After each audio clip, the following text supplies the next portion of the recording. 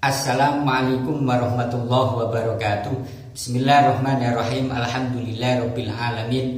Wala haula wala quwata illa billahil aliyyil azim. Allahumma sholli ala sayyidina Muhammadin wa ala alihi wa sahbihi ajma'in, amma ba'da.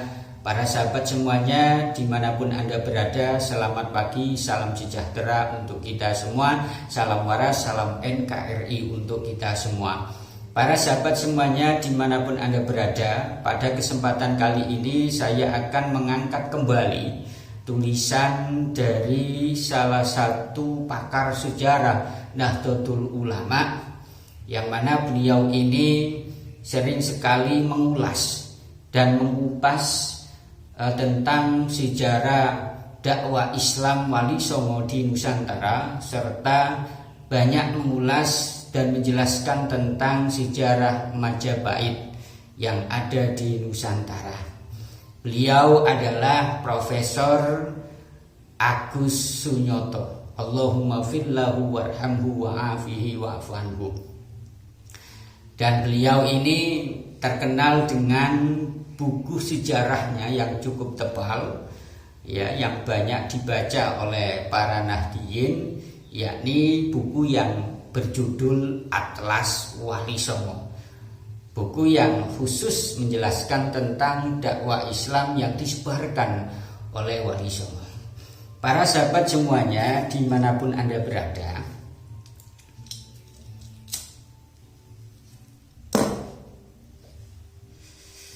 ada tulisan beliau yang beliau tulis di laman Facebook resminya pada tahun 2015 mengenai perihal beliau ini pernah dicekal di area masjid dan makam Sunan Ampel. Gegaranya apa? Gegara karena Profesor Agus Sunyoto ini mau rekaman di area masjid dan makam Sunan Ampel mengenai kisah dakwah Islam di Jawa. Dan beliau ini tiba-tiba dicekal, tidak diizinkan. Bagaimana kronologi lengkapnya?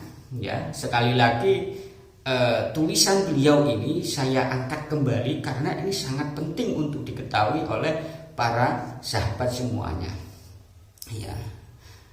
Kejadian atau kronologi pencekalan beliau ini terjadi pada tanggal 21 Juli 2015. Kemudian satu hari berselang beliau mempublikasikan dengan tulisan-tulisan beliau di laman Facebook resminya Agus Sunyoto. Dan insya Allah nanti linknya akan saya bagikan di deskripsi video saya. Tanggalnya 22 Juli 2015. Tulisan beliau ini dimuat di Facebook pada tanggal 22 Juli 2015.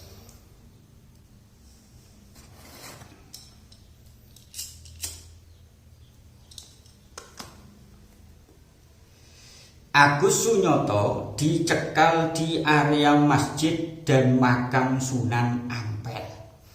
Judul tulisannya itu, Agus Sunyoto dicekal di area masjid dan makam Sunan Ampel.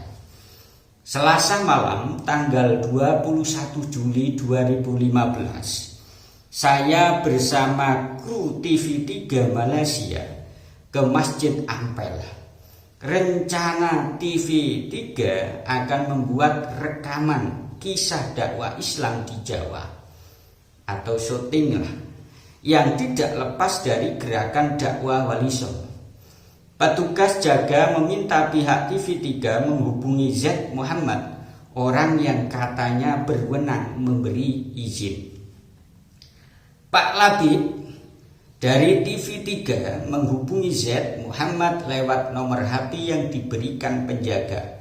Hasilnya mengagetkan saya. Pertama, pihak TV3 wajib membuat surat permohonan untuk pengambilan gambar di area masjid dan makam Sunan Ampel. Kedua,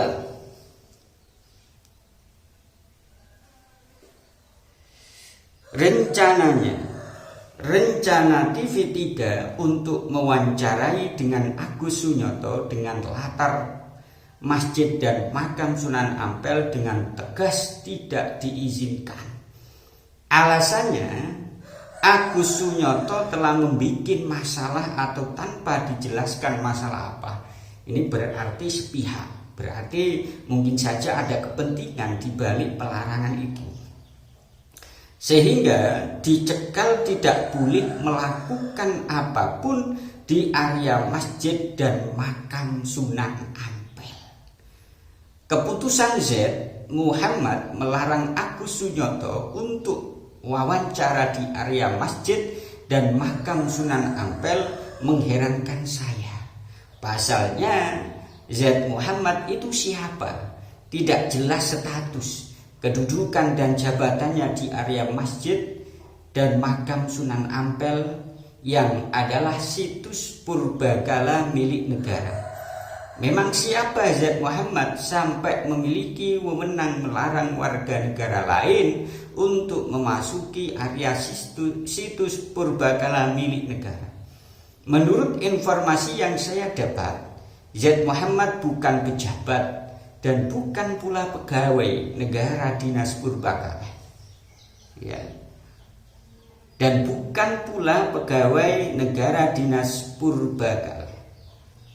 Aneh sekali, orang sipil memposisikan diri seperti pejabat negara sampai merasa berhak mencekal warga negara lain memasuki area purbakala milik negara. Negara Indonesia itu memang aneh. Bagaimana orang-orang yang mengklaim dirinya sebagai juru kunci makam dapat menguasai, mengelola, membuat aturan, dan menata situs purbakala tanpa pengawasan dan tanpa pertanggungjawaban sama sekali terhadap negara.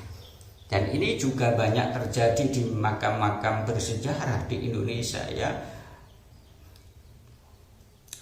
BPK yang punya kewenangan mengaudit kekayaan negara, baik yang berasal dari pajak maupun bukan pajak, seolah-olah tidak punya kekuatan untuk mengaudit kekayaan yang diperoleh dari pengelolaan situs purbakala milik negara. Padahal income dari situs purbakala berupa masjid dan makam seperti Ampel tidaklah kecil jumlahnya.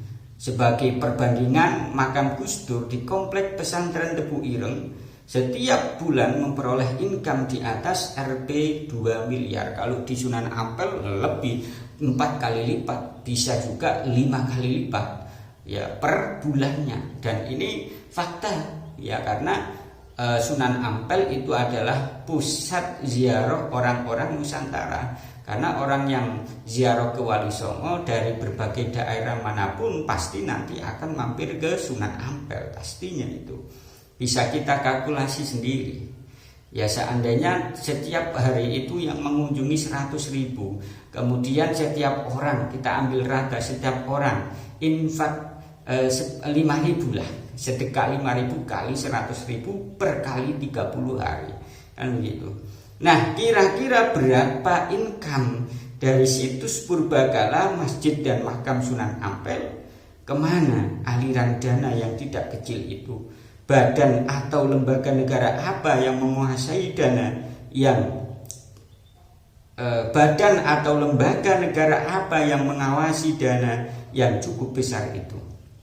Kasus penguasaan situs purbakala, masjid dan makam Sunan ini makin menyadarkan kita bagaimana penyelenggaraan dan pengelolaan negara kesatuan Republik Indonesia ini sangat semrawut dan amburadul, di mana milik negara bisa dengan bebas dikuasai, diatur dan dikelola penduduk biasa tanpa pengawasan dan tanpa pertanggungjawaban kepada satupun lembaga negara yang berwenang. Para sahabat semuanya, dimanapun Anda berada, tulisan Profesor almarhum almaghfurlah Agus Sunyoto ini pada tahun 2015 ya mungkin mengingatkan kita bahwa kita itu harus ikut ya mengawasi gitu loh, ikut mengawasi situs-situs purbakala khususnya makam-makam Wali Songo ya, karena kalau tidak begitu nanti akan dikuasai oleh orang lain yang bukan haknya, dan itu sudah terjadi sekarang banyak di makam-makam situs-situs makam Wali Songo ya, bahkan makam-makam yang masih ada keturunan Wali Songo ini dikelola oleh orang yang sebenarnya bukan berhak untuk mengelola itu ya, dan itu banyak terjadi. Dan yang paling